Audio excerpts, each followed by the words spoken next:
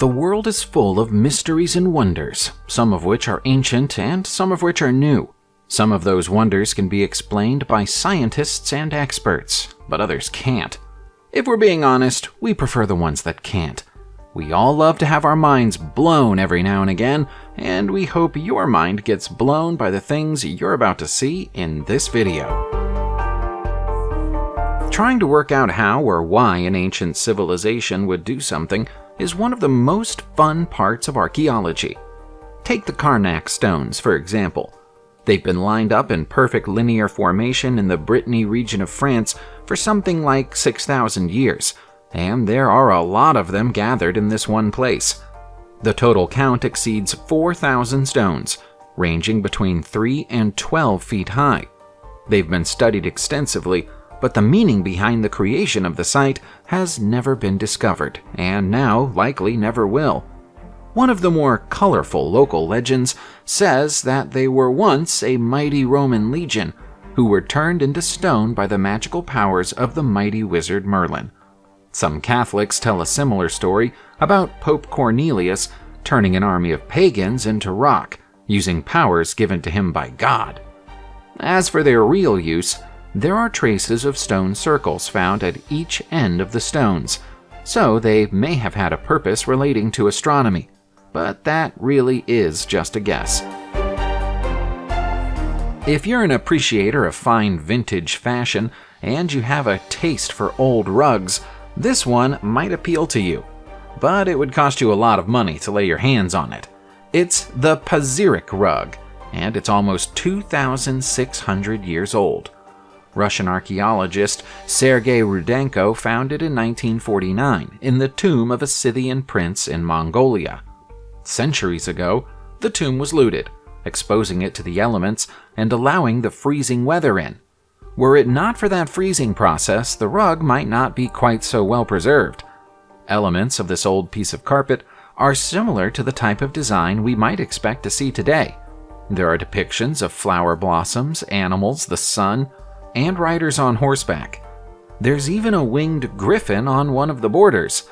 At 9 feet long and 6 feet wide, it would take up quite a lot of space in most modern front rooms. The valley it was found in was a popular trade route between Central Asia and China, so it's impossible to say for sure who made the carpet or which country it was made in. Travel far enough into the sandy deserts of Oman, and you'll eventually come across some ancient-looking ruins in Ubar. It's said by some that these ruins are all that remains of the Arabian equivalent of the long-lost city of Atlantis. Ubar didn't disappear beneath the waves like Atlantis is said to have, though it disappeared beneath the sands. The ruins are close to the modern village of Shisar in Oman's Dhofar region. Ubar is also the name of the legendary lost city. But whether this old city and the near-mythical one are one and the same thing is a hotly contested question. Archaeological excavations have taken place at Ubar many times over the years, and the results of those excavations suggest that this was once an important outpost for the incense trade and hosted a sizable settlement. The remains of a fort can clearly be seen, made of 8 walls with a tower in each corner. A fort exactly like this is described in the ancient texts that speak of Ubar. The evidence at the scene suggests the town was destroyed when a massive sinkhole formed beneath the sand and sucked it down. What a way to go! We call something an out-of-place artifact, or upart, when we find something that is so obviously out of place that it can't possibly belong to the era it appears to have originated from. The Williams Enigmaith is possibly the strangest upart in the world. In 1998, electrical engineer John J. Williams discovered it in an unnamed rural region in North America. In its most basic form, it's an electrical component implanted in a solid granite block that's at least 100,000 years old. Given Williams's job, he was suspected of constructing the object as a fake immediately. Williams has responded by saying that any scientist or researcher is free to come to inspect it for themselves. Few experts have accepted his invitation. there is no visible evidence of the electronic component being welded or cemented to the rock. Instead, the rock appears to have formed around it. Given the rock's age, that should be impossible. The three prongs of the component's plug are held in a matrix formed of an unknown material, which makes things even more difficult for scientists. The majority of scientists still feel it is a hoax, but no one has been able to prove it. In February 2022, scientists reported on the discovery of a human vertebra in Israel's Jordan Valley. So what, you might think, but bear with us for a moment. This vertebra is 1.5 million years old. It belongs to a young male who was probably between 6 and 12 years old at the time he passed away. The bone was actually discovered during the 1960s, but has only recently been reanalyzed using modern scientific methods. We can now say for sure that it's the oldest known evidence of human or human-like species living in Israel all that time ago. The bone has been compared to similarly ancient bones found in Dmanisi, Georgia, but the Israeli bone is far bigger. According to scientists, this proves that early humans moved from Africa to Europe and the Middle East in stages rather than in a single mass wave. It might also be the case that these journeys were made by two different and distinct groups of hominins separated in time by around 200,000 years. There's so much that we still don't know about the earliest stages of human evolution. When a massive tsunami struck the Tamil Nadu region of southern India in 2004, it was a catastrophe. It buried much of the area deep underwater, but when the waters finally receded, they revealed something that had previously been hidden: a massive temple in Mahabalipuram. Archaeologists in the region had been working on what they suspected was the title of an old temple beneath the seabed for some time before the tsunami, but hadn't made much progress in terms of excavating it before the waves struck. There were anecdotal tales of fishermen seeing carved rocks on the seabed and some evidence of a larger complex hidden beneath mud and stones, but nobody really expected to find anything of this size in the aftermath of the disaster. It's possible that the temple buildings might be the pagodas that Marco Polo wrote of in his Book of the Marvels of the World in the early 14th century. Polo wrote of 7 such temples, so it might be the case that there's still much more here for the archaeologists to find.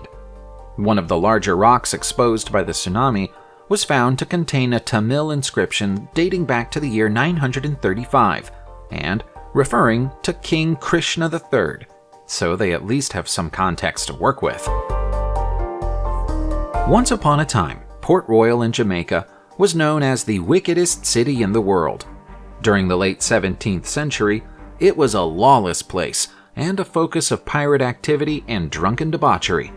Allegedly, as many as 1 in 4 of all the buildings there was either a bar or a brothel, and some of them were both. Incredibly strong rum was brewed here, and the stolen money was accepted in the bars and hostelries with no questions asked. When a huge earthquake struck the area and sank half of the city in 1692, many people of the time viewed it as a punishment from God. 33 acres of the land, which had been built on sand, was sucked below the waves. Despite being below 40 feet of water, many of the old buildings and artifacts are still so well preserved that some experts compare it to Pompeii in terms of historical significance.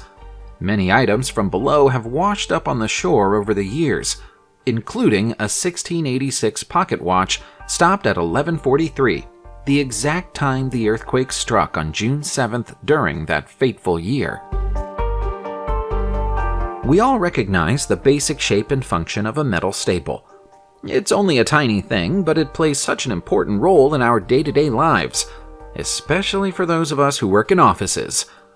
It seems to have played an even bigger role in the lives of our ancient ancestors, although the staples they used were far larger, because the things they held together were much larger too.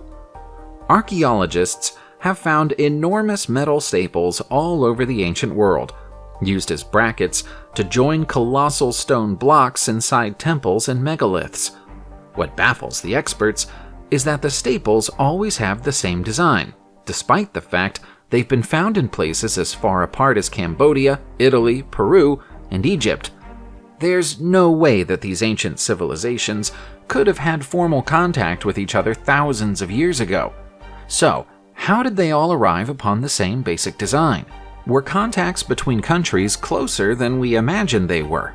Or is this just a particularly striking example of the same technologies being developed in different places at the same time? Nobody knows the answer to that question. Archaeologists and historians throughout the world haven't always paid as much attention to locations like Qatar as they should.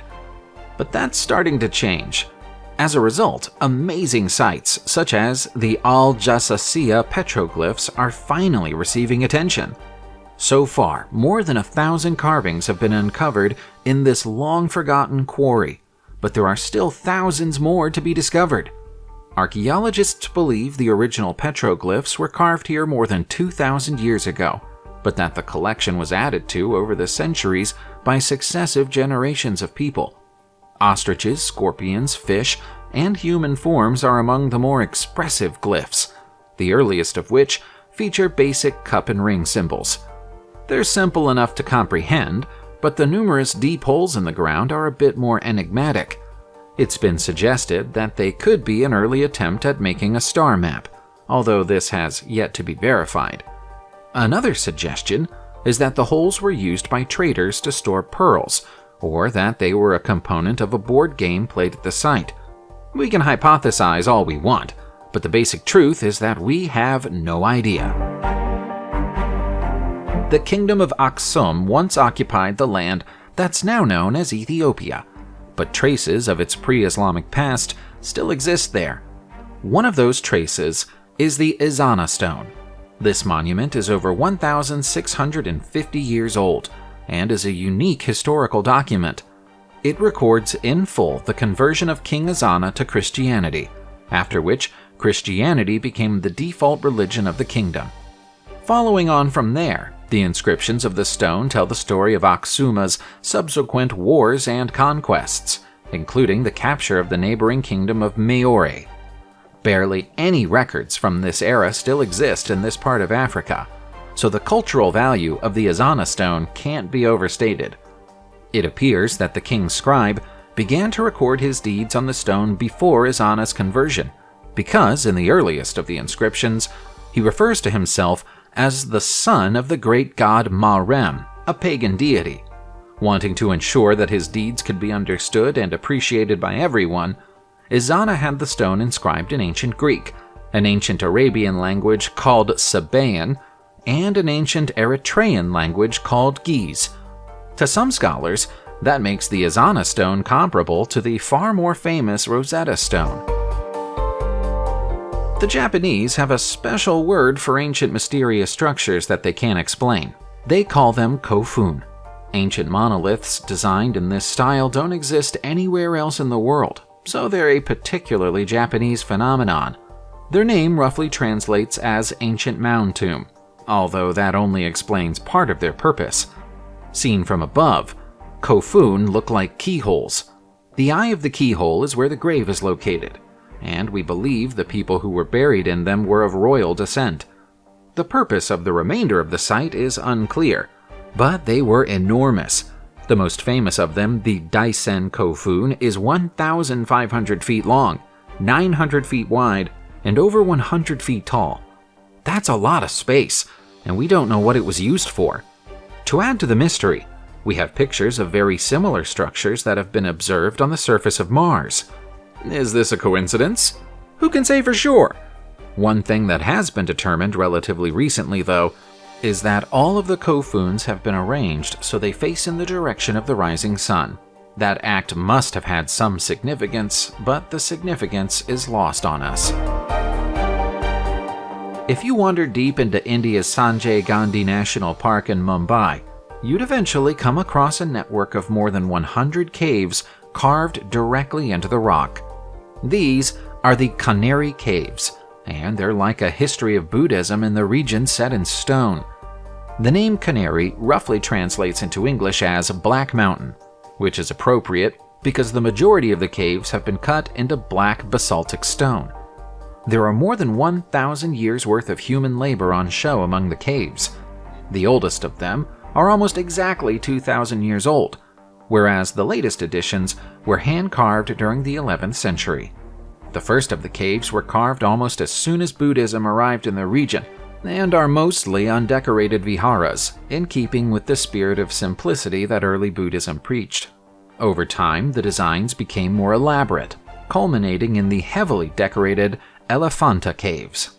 Aside from being places of worship, these humble cave shelters also provided accommodation for worshippers.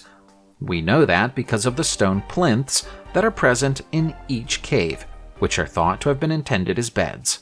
They must have been uncomfortable. Subscribe to the channel, turn on the notification bell, and enjoy watching new videos on my channel. Thanks for watching, and see you soon!